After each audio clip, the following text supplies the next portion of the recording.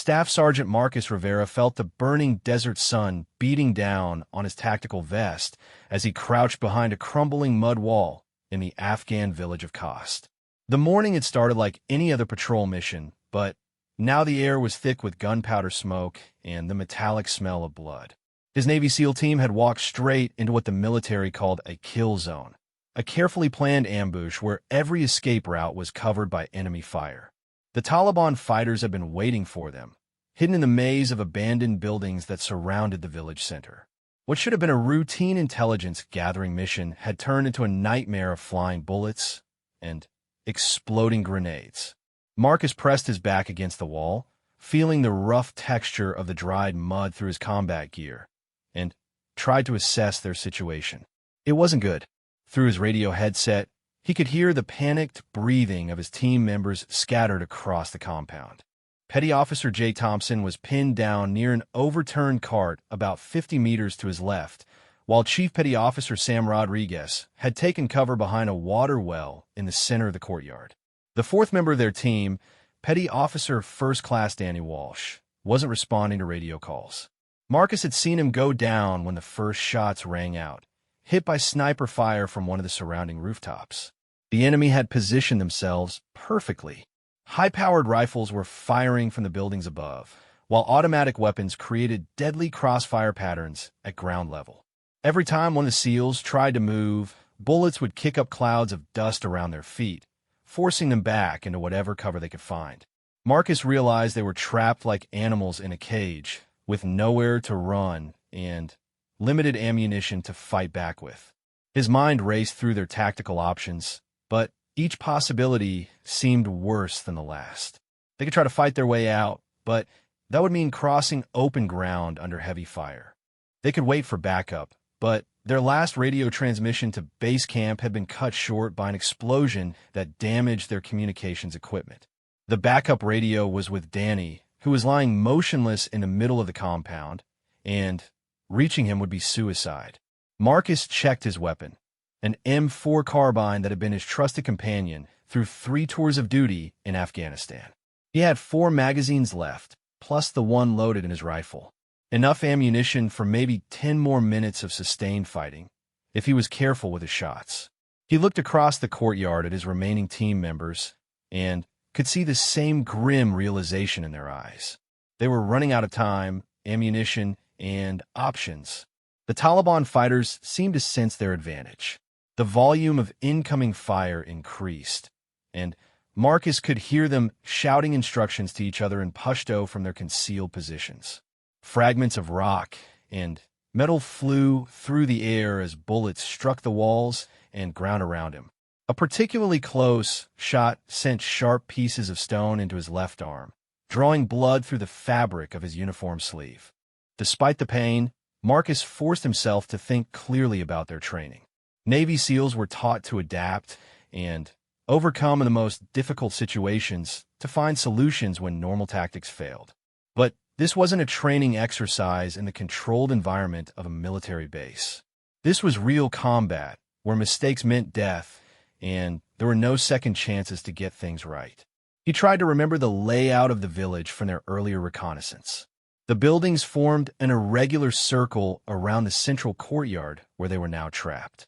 Most of the structures were single-story homes made of mud brick and wood, but there were also a few 2-story buildings that provided elevated firing positions for the enemy snipers. The only potential escape routes led through narrow alleyways between buildings, but those passages were likely covered by machine gun positions. Through a gap in the wall, Marcus caught sight of movement on one of the rooftops. A Taliban fighter was adjusting his position, trying to get a better angle for his next shot. Marcus raised his M4 and lined up the shot through his weapon scope. The distance was about 200 meters, challenging but manageable for someone with his training and experience. He controlled his breathing, waited for the wind to settle, and squeezed the trigger. The rifle bucked against his shoulder, and he saw the enemy fighter jerk backward before disappearing behind the roof's edge. One threat eliminated, but Marcus knew there were at least 6 more enemy positions that he could identify from muzzle flashes and the direction of incoming fire. The odds were still heavily stacked against his team, and their situation was getting worse by the minute. His radio crackled with Sam's voice. "Marcus, I'm down to my last magazine. Jake's not looking good either. I think he took one in the leg." The desperation in his teammate's voice was clear, even through the static and background noise of gunfire. These were men who had trained together for years, fought together in some of the most dangerous places on Earth, and trusted each other with their lives on a daily basis. Marcus knew he had to make a decision soon. In military combat, hesitation could be just as deadly as making the wrong choice. He thought about their families back home, the people who were counting on them to return safely from this deployment. Jake had a wife and 2 young children in Virginia Beach. Sam was planning to propose to his girlfriend when they got back to the States. Danny had just become a father for the first time, with a baby daughter he had only seen in photographs. The weight of command responsibility sat heavily on Marcus's shoulders. As the senior non-commissioned officer, it was his job to get his men out of this situation alive. But the tactical reality was harsh and unforgiving. They were outnumbered, outgunned, and trapped in a position where traditional military solutions wouldn't work. A new sound cut through the constant chatter of gunfire, the distinctive whistle of an incoming mortar round. Marcus pressed himself flat against the ground as the explosion rocked the compound, sending a shower of dirt and debris raining down on his position. The Taliban weren't just content to keep them pinned down. They were escalating the attack with heavy weapons designed to destroy their cover and force them into the open. As the dust settled from the mortar explosion, Marcus realized that their mud brick wall wouldn't protect them much longer. The ancient construction materials were crumbling under the impact of high-velocity bullets and explosive blasts. Soon they would be completely exposed, with no shelter from the devastating crossfire that surrounded them on all sides. He glanced at his watch and saw that the ambush had been going on for almost 30 minutes. In military terms, that was an eternity for a firefight of this intensity. His team's ammunition would be completely exhausted within another 10 or 15 minutes, and then they would be defenseless against their attackers. The Taliban fighters clearly understood this timeline and were content to maintain their positions while waiting for the Americans to run out of bullets. Marcus tried one more time to reach their base camp on the radio, adjusting the frequency and boosting the transmission power. All he got in return was static mixed with fragments of distant conversations. The mountainous terrain and electronic interference from the enemy made long-range communication nearly impossible. Even if he could get through to headquarters, it would take at least an hour for helicopters to reach their position, and they didn't have anywhere near that much time. The situation demanded creative thinking and desperate measures. Marcus began to consider options that would have seemed crazy under normal circumstances. Maybe they could create a diversion by detonating their remaining grenades simultaneously, then try to break out during the confusion. Or perhaps they could work their way toward one of the buildings and try to fight their way up to a rooftop position where they might have better fields of fire. But as he studied the terrain around their position, Marcus realized that all of these plans had fatal flaws. The Taliban had positioned themselves too well, with overlapping fields of fire that covered every possible escape route. Any attempt to move would result in immediate casualties, and they couldn't afford to lose even one more team member. Another mortar round whistled overhead, this one landing even closer to their position. The explosion was deafening, and Marcus felt the shock wave travel through the ground beneath him. Fragments of hot metal zinged past his head, and he could smell the acrid smoke of high explosives mixing with the dust in the air. The enemy was getting their range, adjusting their aim for maximum effect. As he lay there in the dirt, bleeding from multiple small wounds and running low on ammunition, Marcus found himself thinking about the mission that had brought them to this remote village. Intelligence reports had suggested that a high-value Taliban commander was hiding in the area, possibly planning attacks against coalition forces. The information had seemed reliable, coming from sources that had been accurate in the past.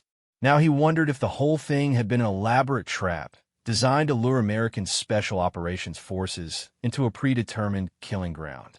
The Taliban were becoming increasingly sophisticated in their tactics, learning to exploit the Americans' aggressive approach to counterterrorism operations. This ambush showed signs of careful planning and professional execution that was unusual for local insurgent groups. The reality of their situation was becoming clearer with each passing minute.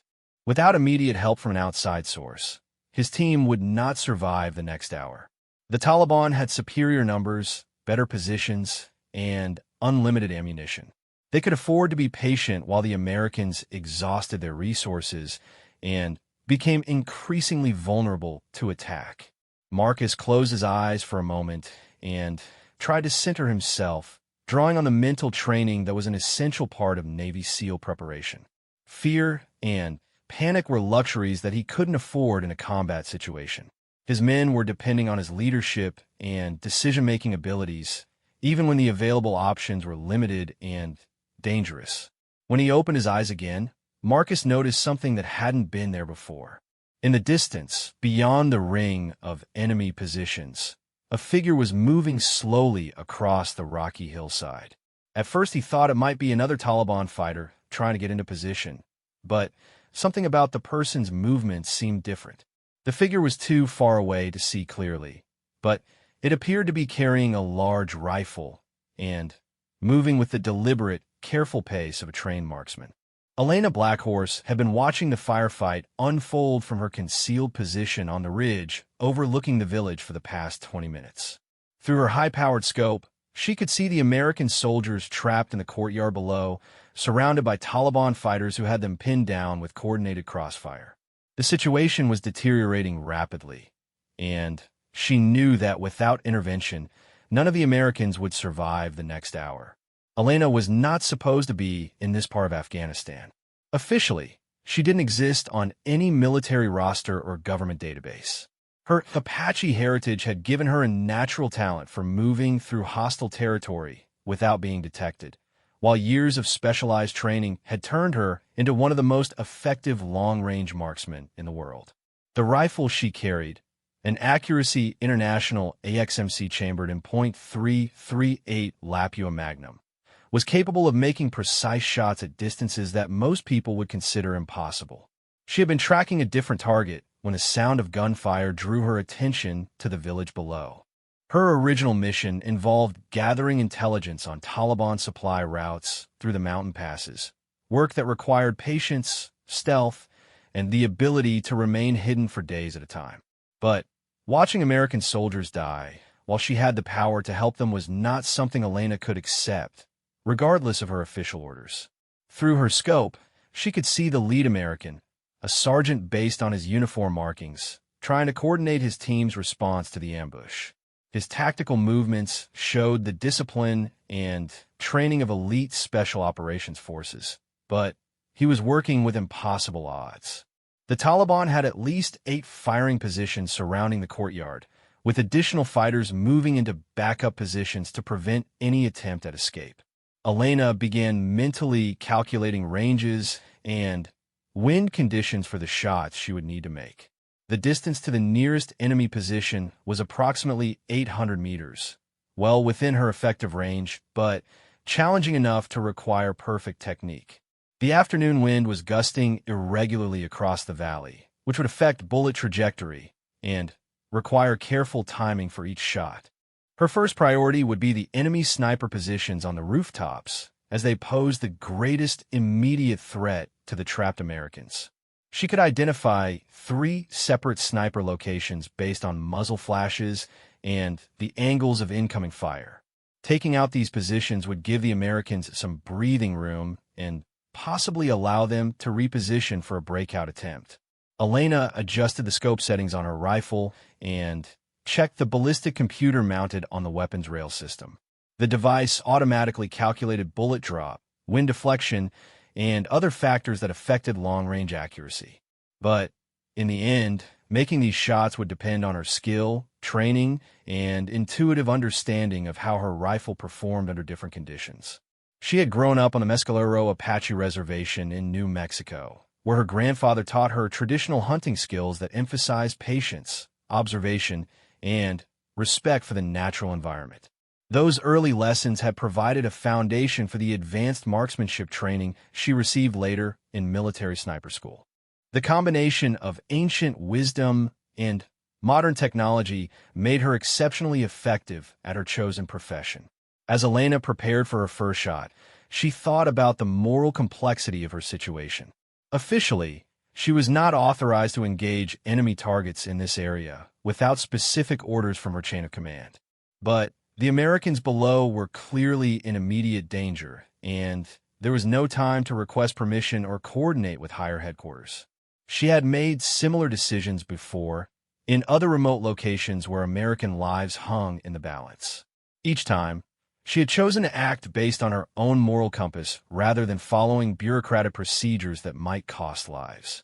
So far, these decisions had worked out favorably, but Elena understood that eventually her unauthorized actions might catch up with her career. Through her scope, she watched as another mortar round exploded near the Americans' position. The blast was close enough to shower them with dirt and debris, and she could see that their cover was beginning to deteriorate under the sustained bombardment. Time was running out quickly, and she needed to begin engaging targets immediately if she wanted to make a difference in the outcome. Elena selected her first target, a Taliban sniper positioned on the roof of a two-story building approximately 850 meters away. The man was clearly visible through her scope, lying prone behind a low wall with his rifle barrel extending through a gap in the bricks. He was in the process of reloading his weapon, which gave Elena a few seconds to line up her shot without the risk of him moving unexpectedly. She controlled her breathing and waited for a lull in the wind before squeezing the trigger. The AXMC rifle bucked against her shoulder, and through the scope she saw the Taliban fighter jerk backward and disappear from view. One threat eliminated, but 7 more positions remained active, and her muzzle flash would have revealed her general location to any enemy fighters who happened to be watching the hillside. Working quickly, Elena shifted her aim to a second sniper position on a different rooftop. This target was partially concealed behind a chimney, which required a more difficult shot angle to ensure effective target engagement. She adjusted her point of aim to compensate for the angle and fired again. The bullet struck the chimney and sent brick fragments flying, but she couldn't confirm whether the shot had been effective. The sound of her rifle shots was echoing across the valley, and Elena knew that the Taliban fighters would soon realize they were under attack from an external position. She needed to take advantage of their confusion and eliminate as many targets as possible before they could organize a response to her position. Her third shot targeted a machine gun position at ground level, where 2 Taliban fighters were operating a Soviet-era PKM machine gun. The distance was slightly greater, about 900 meters, but she had a clear view of both targets. Elena aimed for the gunner first, as eliminating him would temporarily disable the weapon even if the assistant gunner remained alive. The .338 Lapua Magnum round struck the gunner's center mass, and he collapsed backward away from the weapon. His partner immediately tried to take over the machine gun, but Elena was already cycling the bolt on her rifle and preparing for a follow-up shot. The second Taliban fighter fell before he could bring the weapon back into action. From her elevated position, Elena could see the immediate effect of her intervention on the battlefield below. The Americans were beginning to move more aggressively, taking advantage of the reduced enemy fire to improve their positions. The sergeant was directing his team members to advance by bounds, using standard infantry tactics to move across the courtyard while maintaining mutual supporting fire. But Elena also noticed that other Taliban fighters were starting to react to her presence. Several enemy positions had stopped firing at the Americans and were instead trying to locate her position on the hillside. Muzzle flashes from a rifle, combined with the sound signature of the .338 Lapua cartridge, would give them a general idea of where she was hidden. She decided to change positions before continuing her engagement of enemy targets. Elena gathered her equipment and moved approximately 50 meters along the ridge to a new firing position with better concealment and a slightly different angle on the village below. The movement took valuable time, but staying in one location too long would eventually result in accurate return fire from the Taliban fighters. From her new position, Elena could see that one of the American soldiers appeared to be wounded. He was lying motionless in the center of the courtyard, and his teammates were clearly concerned about his condition. Any attempt to reach the wounded man would expose the other Americans to concentrated enemy fire, creating a tactical dilemma with no easy solutions. Elena realized that she could provide covering fire for a rescue attempt, but it would require precise timing and exceptional accuracy. She would need to suppress multiple enemy positions simultaneously while the Americans moved across open ground to reach their injured teammate. The margin for error would be extremely small, and failure could result in additional casualties. Through her scope, she watched as the American sergeant was apparently considering the same tactical problem.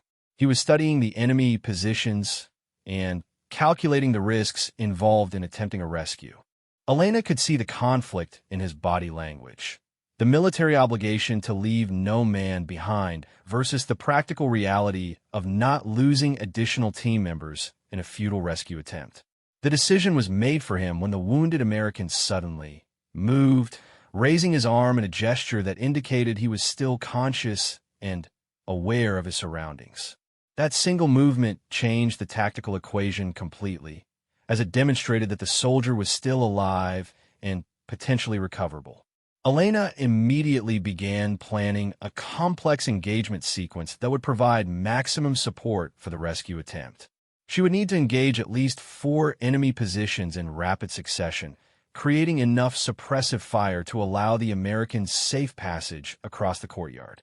The shots would have to be precisely timed and executed flawlessly, as any missed targets could prove fatal for the rescue team. She started with the enemy positions that had the best fields of fire covering the route to the wounded soldier. A Taliban fighter armed with an AK-47 was positioned behind a low wall approximately 750 meters away, with a clear line of sight across the entire courtyard. Elena's first shot took him down cleanly, and she immediately shifted to engage a second position where another fighter was trying to set up a rocket-propelled grenade launcher.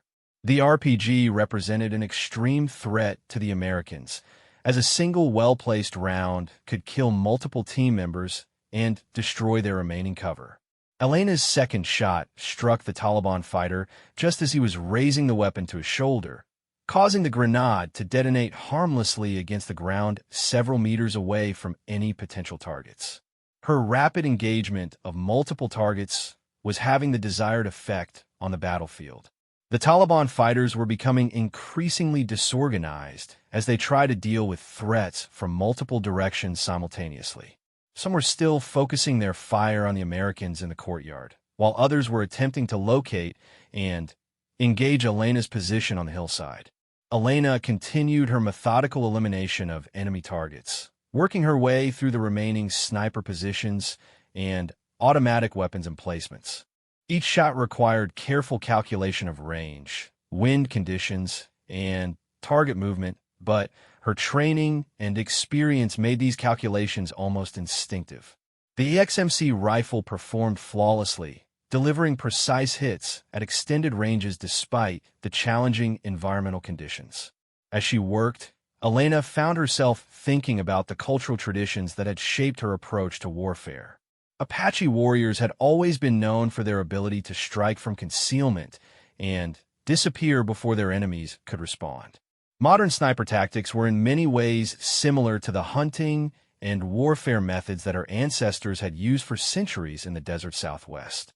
But there was also something deeply personal about her decision to intervene in this particular firefight.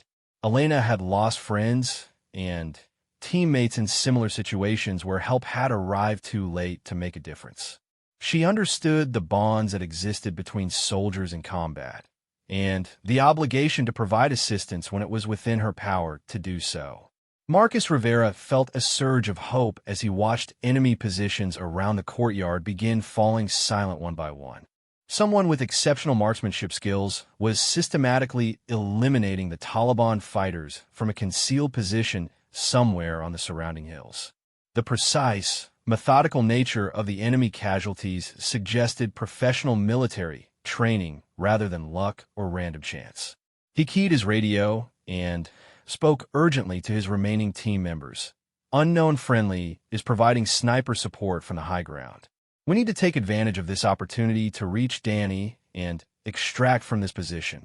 The mysterious shooter had created a narrow window of opportunity, but Marcus knew it wouldn't last long. The Taliban would eventually adapt to the new threat and adjust their tactics accordingly. Sam Rodriguez acknowledged the transmission and began moving from his position near the water well, using the cover provided by the ongoing sniper fire to advance toward their wounded teammate. Jake Thompson was also moving, despite the obvious pain from his leg wound, determined not to be left behind during the extraction attempt. Marcus provided covering fire as his men moved across the courtyard, his M4 carbine barking steadily as he engaged any remaining enemy positions that threatened their movement. The coordination between his ground-level suppressive fire and the precision shooting from the hillside created an effective combination that kept the Taliban fighters pinned down and unable to respond effectively. Danny Walsh was conscious, but badly wounded when they reached his position. A high-velocity rifle round had struck him in the shoulder, causing significant blood loss and damage to the surrounding muscle tissue. He was pale and weak, but alert enough to assist with his own movement when Sam and Jake lifted him from the ground. "Can you walk?" Marcus asked as he knelt beside his wounded teammate, quickly assessing the injury and applying field dressings to control the bleeding. Danny nodded weakly, though it was clear that he would need significant support to make it out of the kill zone. The sniper fire from the hillside continued to provide crucial support, eliminating enemy fighters who attempted to reposition for better shots at the American team. Marcus found himself wondering about the identity of their mysterious benefactor. The shooting was too accurate and too well-coordinated to be coincidental, suggesting someone with advanced military training and high-quality equipment. As they prepared to move Danny toward the edge of the compound, Marcus noticed that the enemy fire had decreased significantly, but hadn't stopped completely. Several Taliban positions remained active, and more fighters were likely moving into the area to reinforce their comrades. The window of opportunity for escape was narrow and closing rapidly. "We need to move now," Marcus told his team as he helped support Danny's weight. "Head for that gap between the buildings to our east. It's our best chance for reaching cover outside the kill zone." The route would require crossing approximately 75 meters of partially exposed ground, but it offered the most direct path away from the concentrated enemy positions. They began moving as a coordinated unit, with Marcus and Sam supporting Danny, while Jake provided rear security despite his own wound.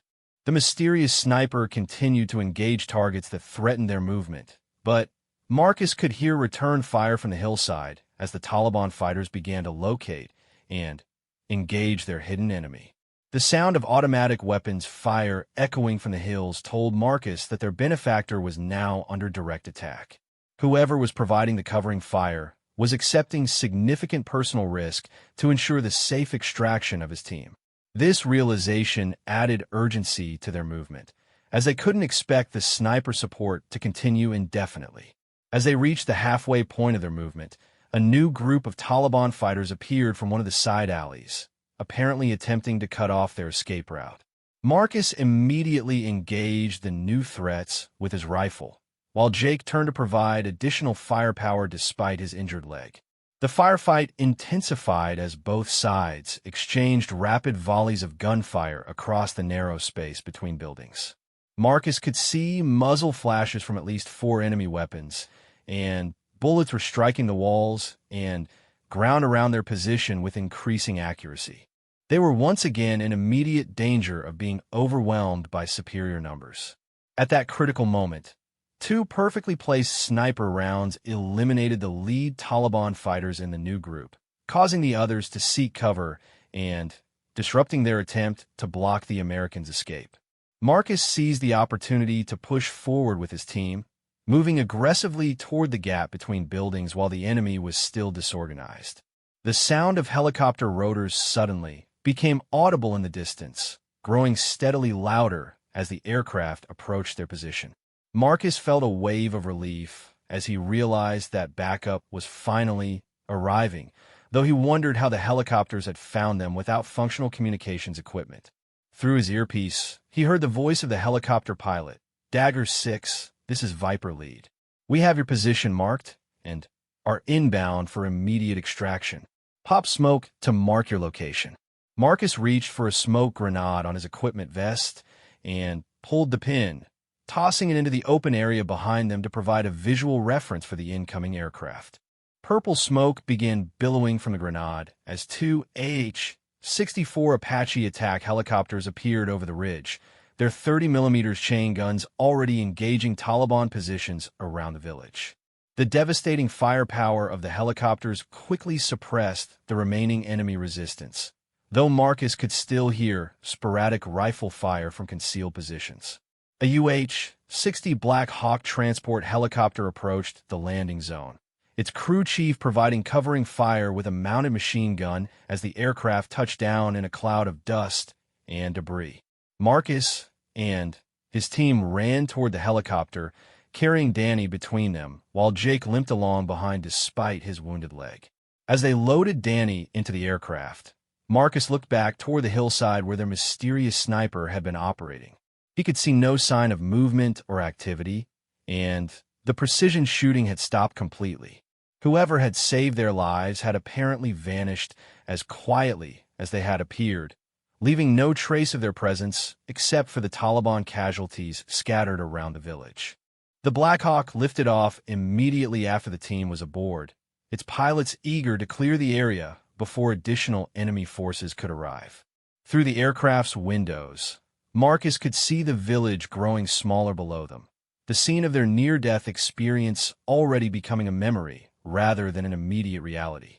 During the flight back to their base, the team medic worked to stabilize Danny's condition while Marcus tried to piece together the events of the past hour. The timing of the sniper intervention had been too perfect to be coincidental, suggesting that someone had been monitoring their situation and made a deliberate decision to intervene. "Sir," the crew chief shouted over the helicopter's engine noise, "we received your position from an encrypted transmission on an emergency frequency. Someone called in your coordinates and requested immediate extraction support." This information only deepened the mystery surrounding their rescue, as none of Marcus's team had been able to transmit on any frequency after their communications equipment was damaged. As they approached the relative safety of their forward operating base, Marcus found himself thinking about the courage and skill of the unknown marksmen who had saved their lives. Whoever they were, they had risked their own safety to help American soldiers in desperate circumstances, asking for nothing in return except the satisfaction of knowing they had made a difference. The helicopter landed at the base medical facility, and Danny was immediately transferred to the trauma center for surgery. The doctors were optimistic about his recovery, though he would require several weeks of treatment before returning to active duty. Jake's leg wound was less serious, but would also require medical attention and rehabilitation. During the mission debriefing with their commanding officer, Marcus provided a detailed account of the sniper support they had received. The intelligence officers were particularly interested in the description of shooting, as the level of precision suggested someone with exceptional training and equipment. "We don't have any authorized sniper teams operating in that sector," the intelligence officer explained. "Whoever helped you was either operating without official sanction or belongs to a unit that we're not aware of." This revelation added another layer of mystery to the day's events, raising questions about the identity and mission of their mysterious benefactor. Marcus submitted a formal recommendation that efforts be made to identify and thank the person responsible for their rescue. In his written report, he emphasized that without the intervention of the unknown sniper, his entire team would likely have been killed in the ambush. The precision and timing of the covering fire had been crucial to their successful extraction. Over the following days, as his team recovered from their physical and psychological wounds, Marcus often found himself thinking about the split-second decision that had led someone to risk their own life for the sake of strangers. In the complex moral landscape of modern warfare, such acts of selfless courage provided hope that fundamental human decency could still prevail even in the most difficult circumstances. The official investigation into their rescue made little progress in identifying the mysterious sniper. Satellite imagery of the area showed no evidence of additional military units, and local intelligence sources reported no unusual activity in the region. It was as if their savior had materialized from thin air, completed their mission, and then vanished without a trace. But Marcus knew that somewhere out there, a skilled marksman was continuing their work in the shadows, possibly helping other soldiers in similar situations. The thought provided comfort during the difficult nights when he woke up thinking about how close they had come to dying in that remote Afghan village. The bond between his team members had been strengthened by their shared experience of survival against overwhelming odds. They had faced death together and lived to tell about it, largely due to the intervention of someone they had never met and might never see again. Such experiences created lasting connections that would endure long after their military service ended. As Marcus wrote letters to the families of his team members, explaining how their loved ones had survived a deadly ambush, he struggled to find words that adequately conveyed the complexity of what had occurred. How do you explain that random chance, professional skill, and moral courage had combined to snatch victory from the jaws of almost certain defeat? Elena Blackhorse watched through her rifle scope as the Black Hawk helicopter carrying the rescued American soldiers disappeared over the eastern ridge, their emergency extraction successful despite the overwhelming odds they had faced. The sound of the rotors gradually faded into silence, leaving only the whisper of wind through the mountain rocks and the distant crackling of fires in the village below. She remained in her concealed position for another 30 minutes, carefully observing the Taliban fighters as they regrouped and attempted to understand what had happened to their carefully planned ambush. Through her scope, Elena could see the confusion and frustration in their movements as they discovered the bodies of their fallen comrades and realized that their prey had escaped.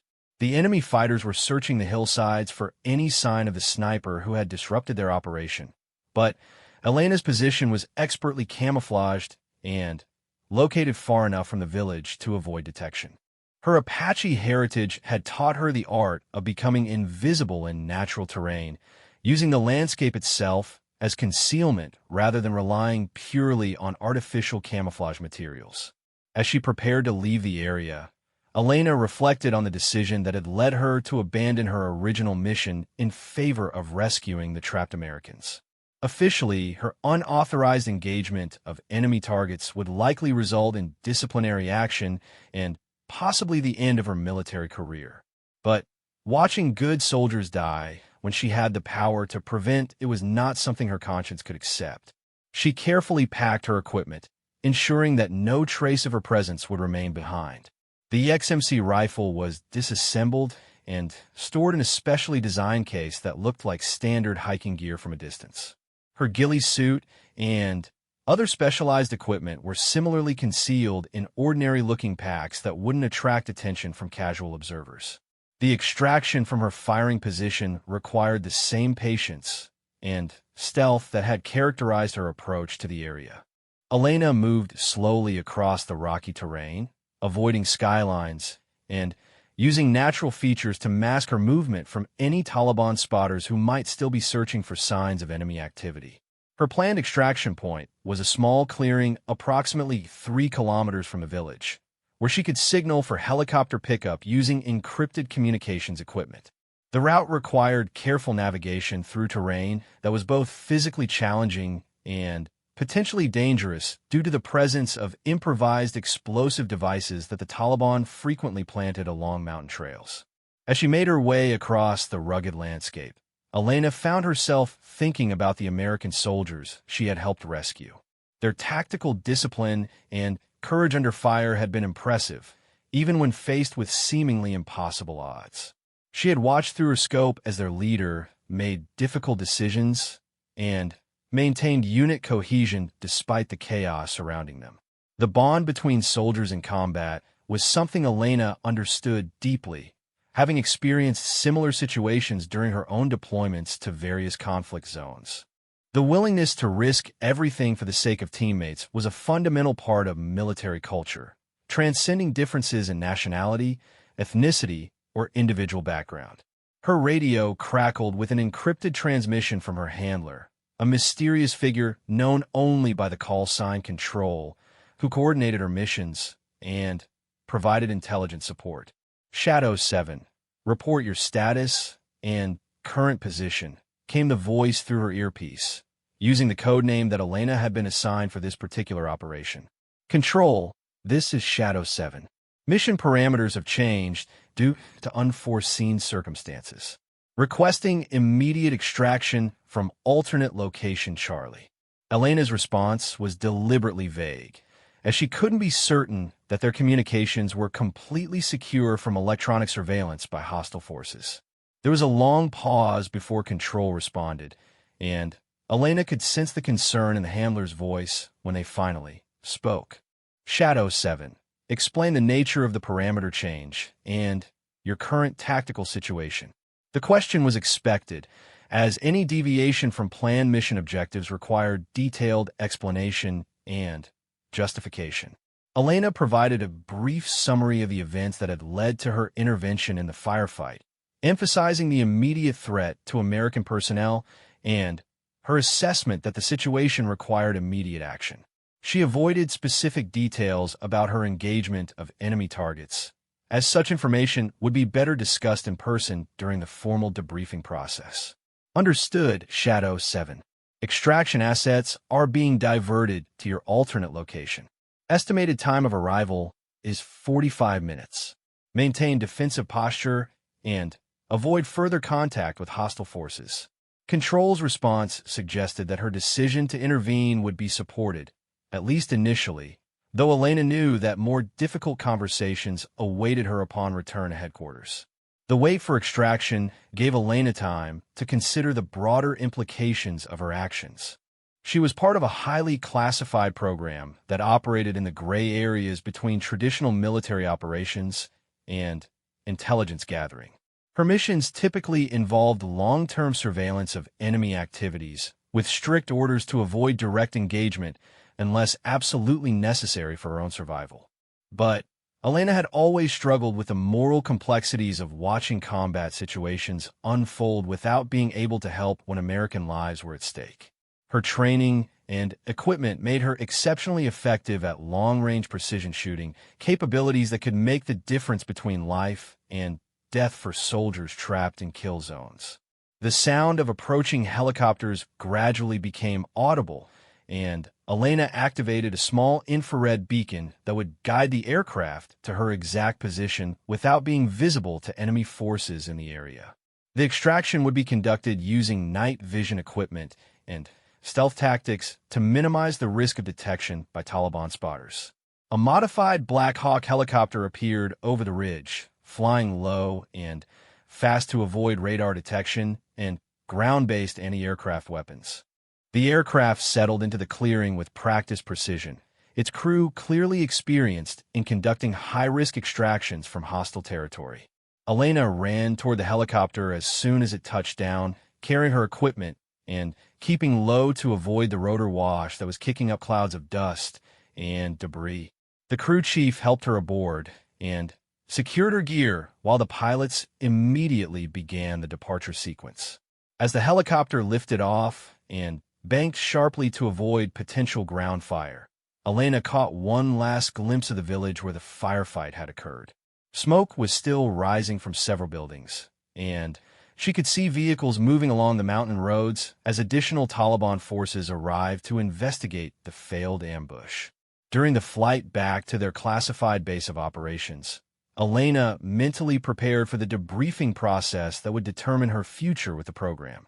She had violated direct orders by engaging enemy targets without authorization, but she had also saved the lives of 4 American soldiers who would otherwise have been killed in action.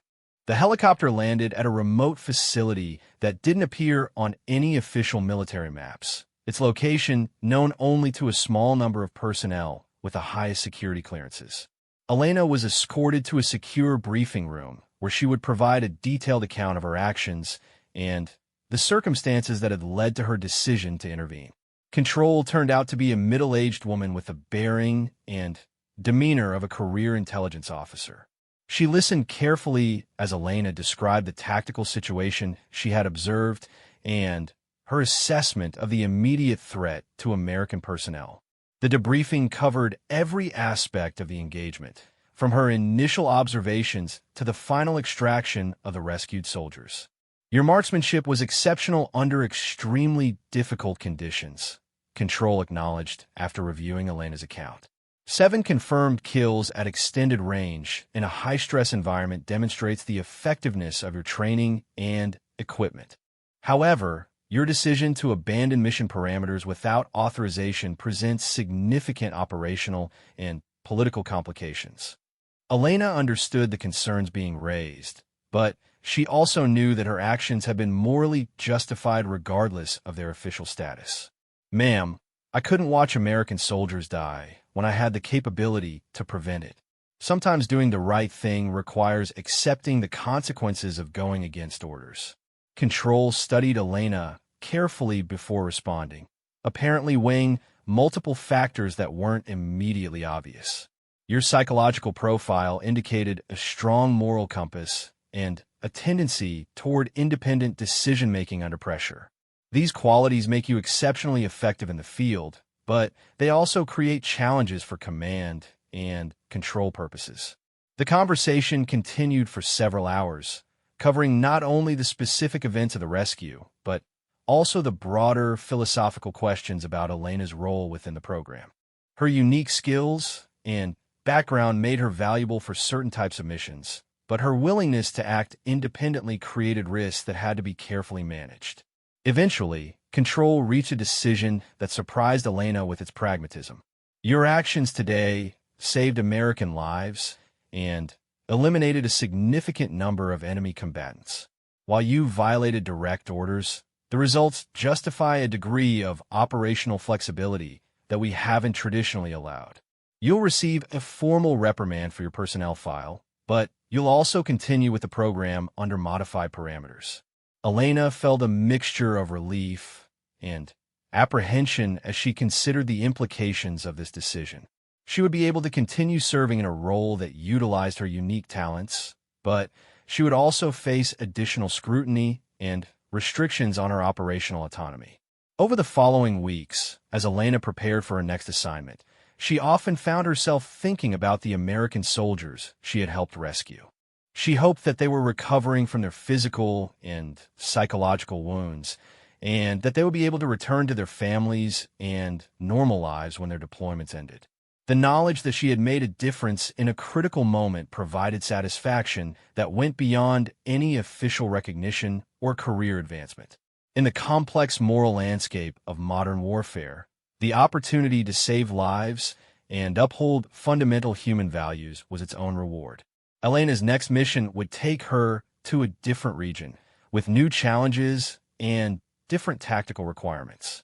But she carried with her the knowledge that when faced with a choice between following orders and saving lives, she had chosen correctly. Some decisions transcended military hierarchy and bureaucratic procedures, requiring individuals to act based on their own moral compass. The mountains of Afghanistan held many secrets and witnessed countless acts of courage and sacrifice that would never be officially recorded or publicly acknowledged. Elena understood that her role was to be a guardian in the shadows, protecting those who serve their country with honor and dedication. As she prepared her equipment for the next deployment, Elena reflected on the words her grandfather had spoken years earlier about the warrior's path. True strength comes not from the ability to take life, but From a wisdom to know when preserving life is more important than following rules. The AXMC rifle was cleaned, calibrated, and ready for whatever challenges lay ahead. Elena Blackhorse, the ghost in the mountains, would continue her silent vigil, watching over American soldiers with deadly precision and unwavering moral conviction.